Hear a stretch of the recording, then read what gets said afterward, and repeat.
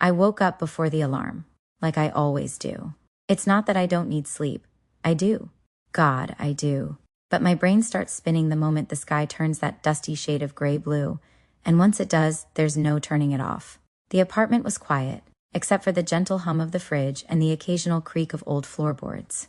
I padded into the kitchen barefoot, wrapped in James's old college hoodie, and poured myself a cup of coffee. Strong, dark, no sugar. My inbox was already full. 3 emails from the Verio tech team, one from Carolyn with the subject line "Today equal to game day," and a calendar reminder for the 10 a.m. pitch meeting. I smiled. Today was the kind of day I lived for. As I stirred almond milk into my coffee, I glanced over at the couch, where my laptop, presentation board, and notepad were still spread out from last night's prep session. Every sticky note, every highlight, every slide, it was all me. My idea, my vision. If this campaign landed, it could be the breakthrough I'd been grinding toward for the last 5 years. I made breakfast. Scrambled eggs, toast, a little bit of avocado, balanced the plates carefully and headed toward the bedroom. James was still in bed, sprawled out diagonally like he'd been fighting invisible demons in his sleep. "Hey," I said softly, setting his plate on the nightstand. "I made breakfast." He groaned, not moving. "What time is it?" "Almost 7:30. Another groan, this time more annoyed than sleepy. "Why are you always up so early?" "I've got the big pitch today. Remember? Verio?" He didn't answer right away, just pulled the blanket tighter and muttered something about it still being dark outside. I leaned down and kissed the back of his head anyway. Then I got dressed. Dark slacks, emerald blouse, soft waves in my hair, and a swipe of red lipstick that made me feel like I had control over something at least. The office at Branwell and Smith Creative sat on the 19th floor of a glass tower downtown. I stepped off the elevator into the familiar buzz. Coffee machines hissing, keyboards clacking, a couple of interns whispering nervously near the copy room. "Emily, you're a goddess," Marcus said as I walked by his desk, holding up a USB drive like it was the Holy Grail.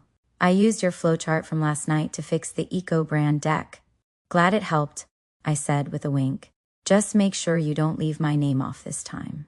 He laughed and I made my way to my desk, cluttered but organized, just how I liked it. A few minutes later, I felt a familiar presence at my side. "Morning, star of the show," Lisa purred. I turned to see her leaning against my cubicle wall, flawless as always. Designer blouse, perfect eyeliner, that confident little smirk she wore like perfume. "Hey you," I said, smiling.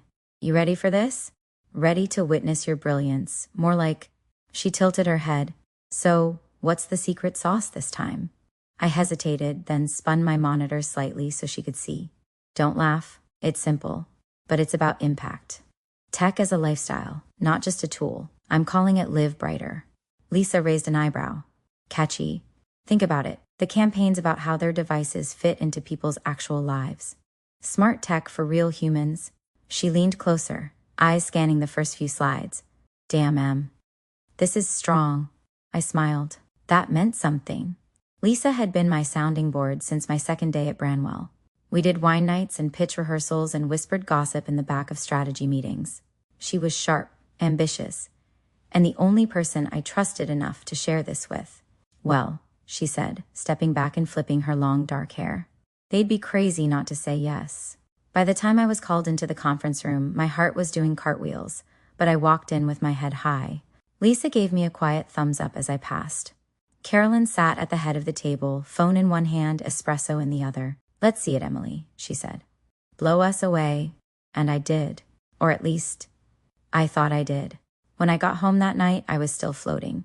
The pitch went even better than I'd hoped. Carolyn was already hinting that it might go straight to the execs at Verio. There was even talk of me leading the full account. Me, the girl who started here doing cold email copy and cleaning up after other people's failed launches. I pushed open the apartment door, expecting to smell dinner or at least hear music or the TV. Instead, there was silence. James was on the couch, controller in hand, a pause screen glowing in front of him. "Hey," I said, dropping my bag by the door. "Guess who nailed the pitch today?" He didn't look up right away. "Cool." I waited a second. "All's all I get." James finally glanced at me, eyes dull. "I'm happy for you." I walked over, leaning against the back of the couch. They loved it. Carolyn said it might shift the whole Q3 strategy. Nice, he muttered, pressing a button on the controller and setting it down. Meanwhile, I spent the day applying to jobs I'll never hear back from. There it was. That sharp edge to his tone I'd started to recognize. Not loud, not cruel, but cutting all the same. I know that's hard, I said gently. But you're so talented, James. Something's going to come through. He snorted. Talent doesn't pay rent. I do, I said, smiling, trying to keep it light. He looked up at me then, expression unreadable. Exactly. We went out that night, mostly because I insisted. I thought maybe a nice dinner would help shake off the weird vibe, give us a reset. It had been a while since we had one of those. The restaurant was warm, dimly lit. A jazz trio played in the corner. I wore a deep blue dress and even curled my hair, like I used to when we first met. He wore the same black shirt he always did when I asked him to put in a little effort. We ordered wine. I told him about the campaign again, hoping this time he'd really hear it, really be proud. But halfway through my second glass, he put his fork down and said, You know, Em, sometimes I feel like I'm just a side character in your story. I blinked. What? I mean, think about it, he said, eyes on his glass. You've got the dream job, the big ideas, the team who worships you. And me? I'm... What, exactly? You're +1? James, that's not fair. No? He leaned back. Because from where I'm sitting, it kind of looks like I'm the one being taken care of. And I hate it. I reached for his hand, but he pulled it back. My heart cracked a little. I'm doing this for us, I said, so we can have a future. A real one. He didn't answer right away. Then he looked at me, and for the first time I saw something new in his eyes. Not frustration, not sadness, resentment. You're not doing this for us, Emily, he said quietly.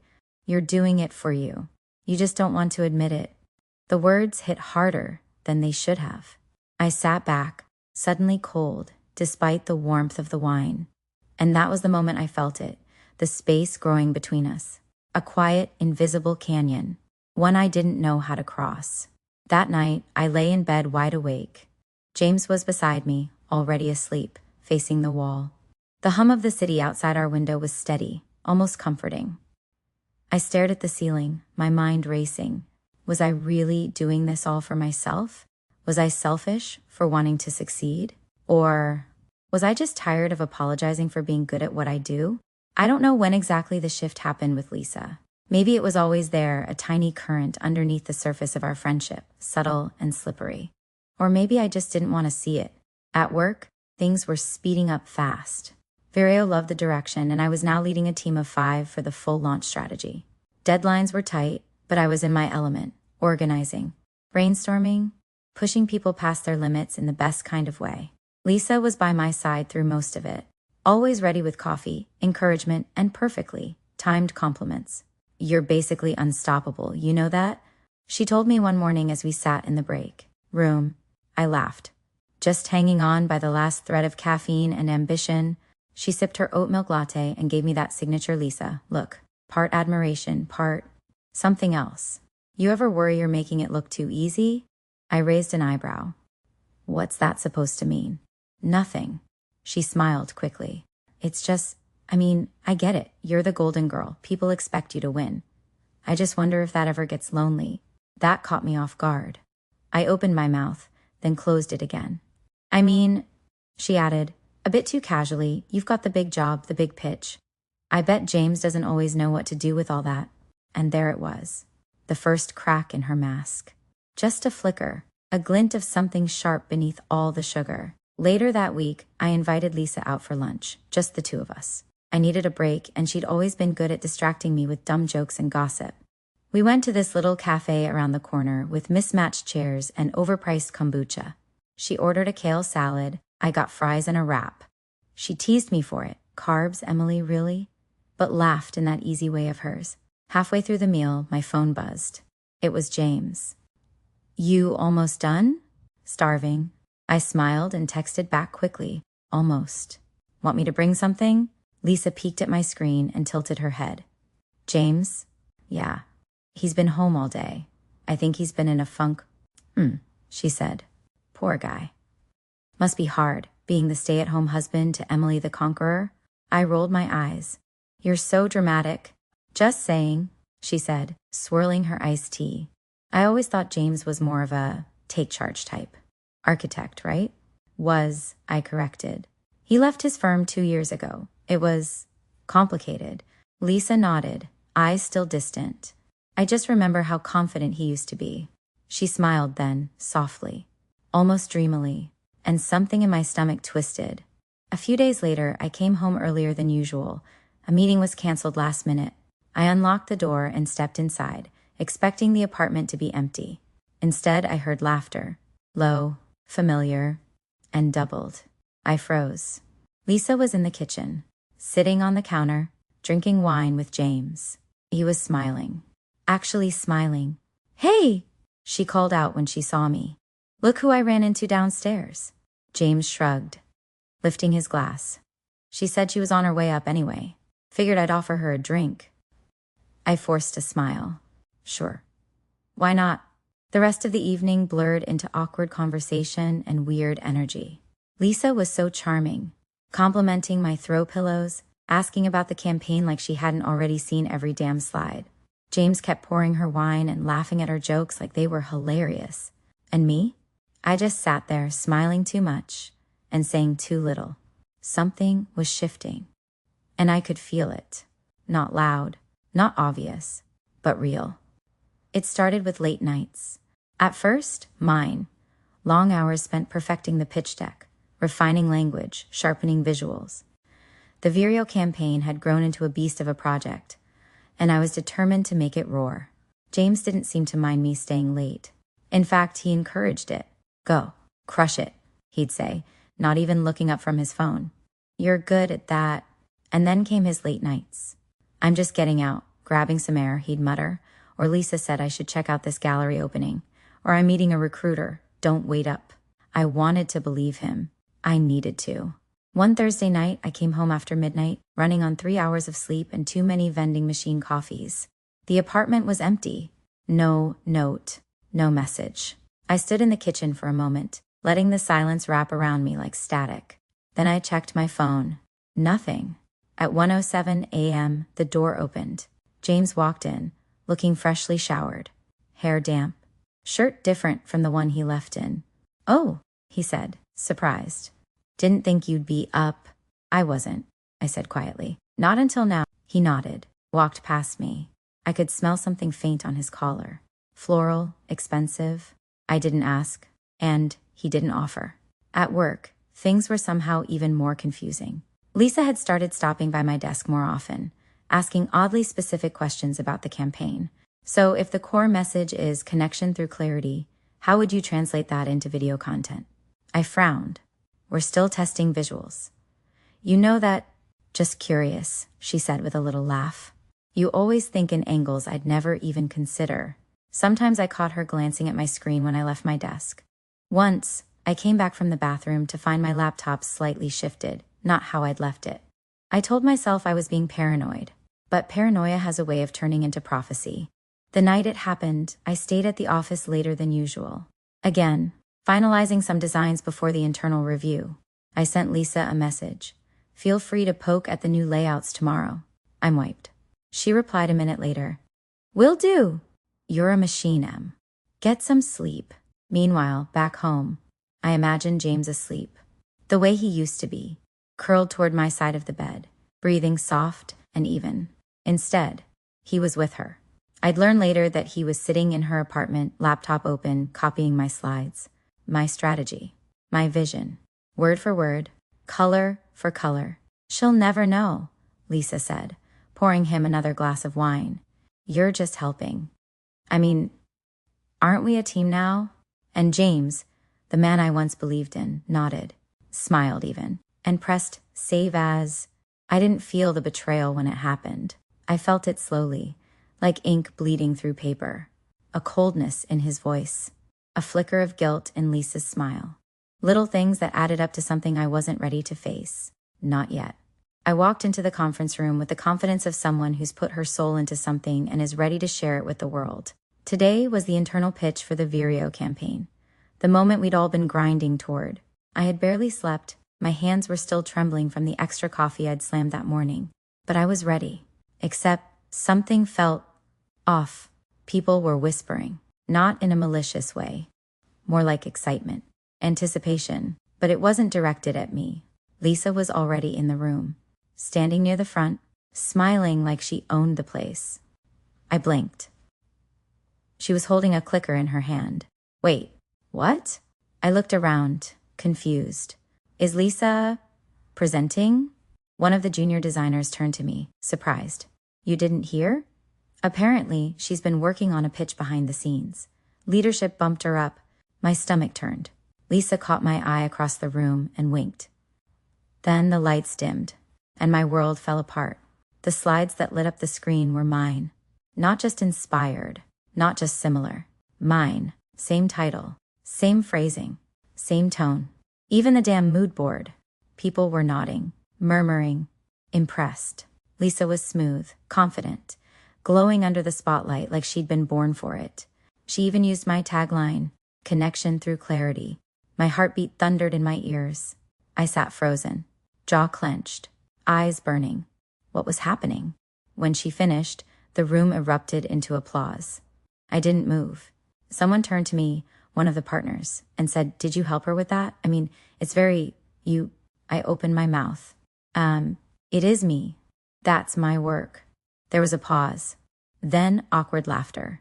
"Oh, wow. You two must be so in sync." "No," I said louder. "You don't understand.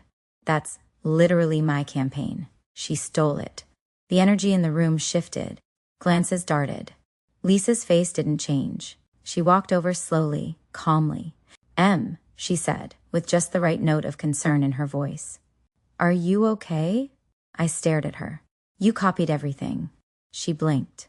"That's a heavy accusation. I sent you those drafts. We talked about them. You asked to look over them just last week.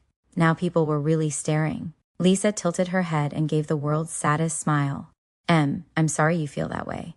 But I've been working on this for months. I guess, great minds?" My chest felt like it was collapsing. I looked to James. Yes, James was there, leaning against the wall, arms crossed.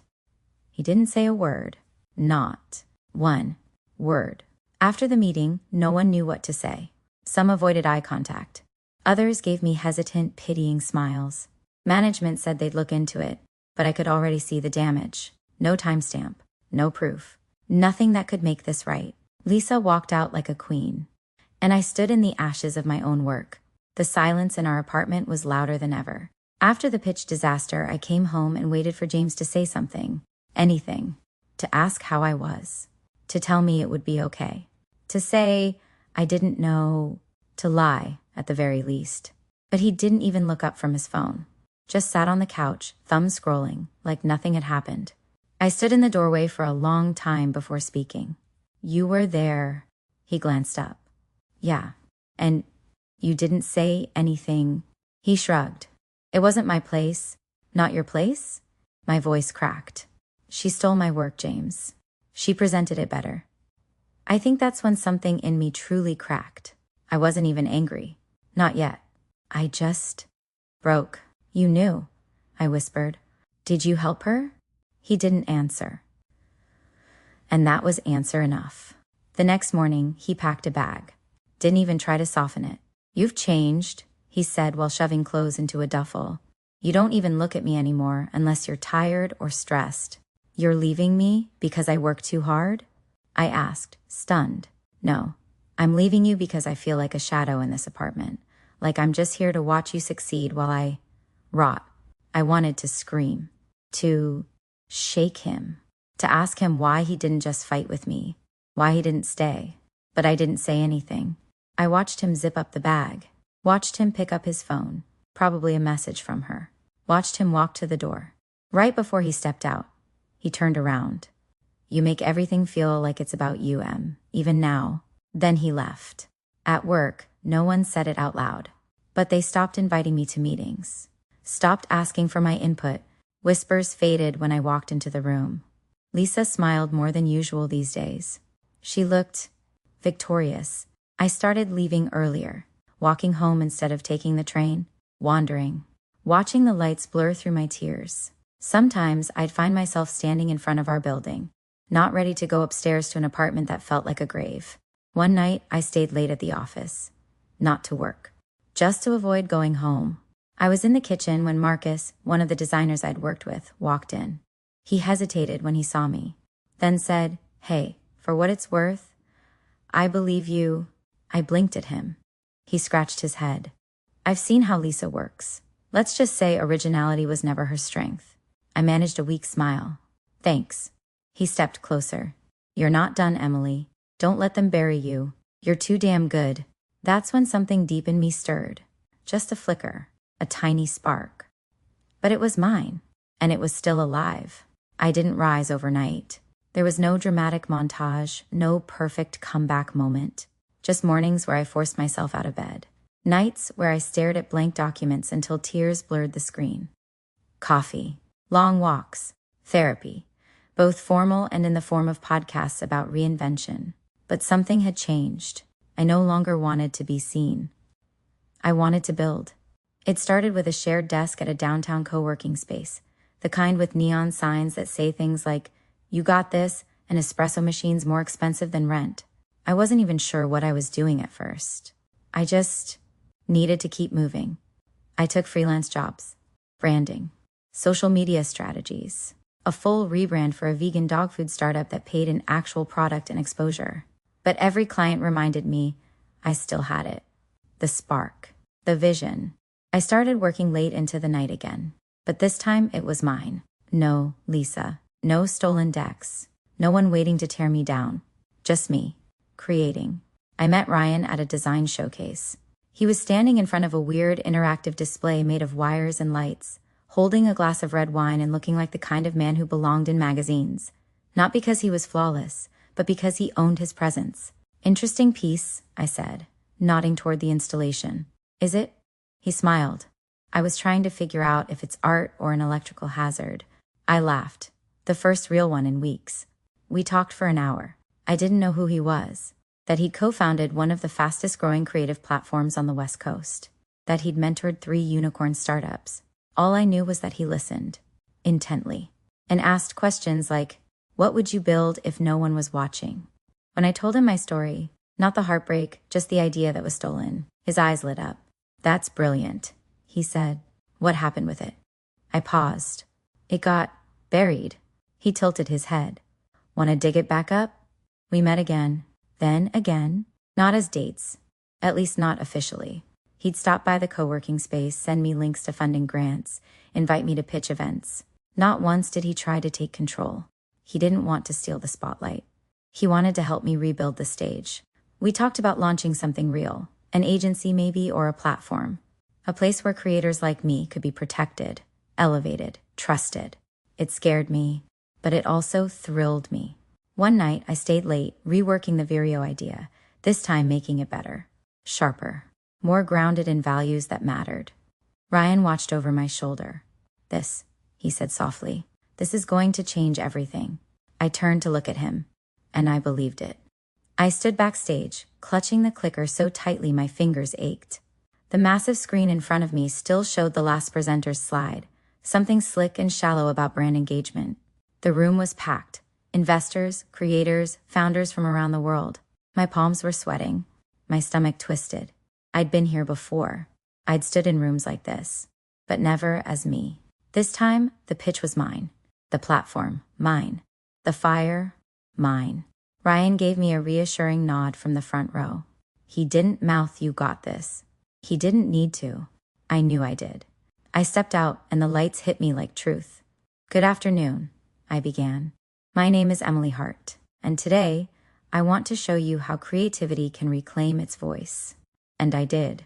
I walked them through the evolved idea behind Vireo, not just a brand campaign anymore, but a movement, a platform that protected original ideas, gave credit where it was due, and used storytelling as a tool for equity. I didn't mention Lisa or James, but the work spoke for itself. The crowd was dead silent when I finished. Then it erupted. By the time I left the stage, notifications were flooding in. Tweets, shares, comments. This is the future of marketing. Finally, someone saying what we've all been thinking. Who is Emily Hart and where can I invest? By morning, the presentation had gone viral. 1 million views. Then 2. Then came the messages. Not to me, but about me. From former coworkers. From interns. From freelancers who'd worked with Lisa. She stole everything from Emily. She used to brag about manipulating the system. She didn't even know what Vireo meant until Emily explained it to her. Screenshots, emails, even voice recordings. One thread laid it all out in excruciating detail. By the end of the week, Lisa's company had issued a bland PR statement about internal ethical concerns. She was gone. James? He posted a cryptic story about people not respecting boundaries. The comments weren't kind. I didn't reply, didn't post anything, didn't gloat, because it wasn't about revenge. It was about reclamation. Ryan brought me coffee a few days later and said, "You know you're kind of famous now." I laughed. "Not famous," I said. "Just finally heard." He grinned. "Same thing. My name is now on the door. Emily Hart Creative. Clean letters etched into frosted glass. No borrowed names. No stolen ideas. Mine." Inside, the office is everything I dreamed when I was too scared to dream. Open, bright, buzzing. My team is small but sharp. Young designers, brilliant strategists, creators who know what it feels like to be underestimated and aren't afraid to be loud about it. We work with integrity. We protect originality. We build stories that matter. Some days I catch myself smiling for no reason. Other days I still flinch when I hear Lisa's name. Healing isn't a straight line. Last week, James showed up at the office. He looked different. Thinner, eyes tired. That charming arrogance he used to wear like a badge had faded into something quieter. Something smaller. "I just wanted to say I'm sorry," he told me. "For everything." I looked at him for a long time. I remembered the nights I cried into my pillow while he slept beside me. The way he lied without blinking. The silence that followed the betrayal. But I also remembered something else. That if he hadn't left, I might never have found myself. I smiled. "Thank you," I said, "for walking away," and I meant it. Later that afternoon, I met Ryan at a cafe around the corner. The same one we always go to. Mismatched chairs, soft jazz, the smell of burnt espresso and ambition. He was already there. 2 coffees in front of him, one with extra oat milk, just how I like it. "I heard about the campaign with Solara," he said. "That's huge." "It is," I nodded. "But not as huge as what's next." He raised an eyebrow. "Something cooking?" "Always." I grinned. "But this time, it's on my terms." We sat in silence for a while, just watching the city outside the window move and shift, like it always does. But I wasn't being swept away anymore. I was rooted, present, whole. You know, people always ask me what I would say to the version of me from a year ago, the one who felt like her whole world had collapsed. I think I'd say, "You're not broken. You're just being reshaped. And one day you'll wake up, look at everything you built, and realize you didn't just survive. You won."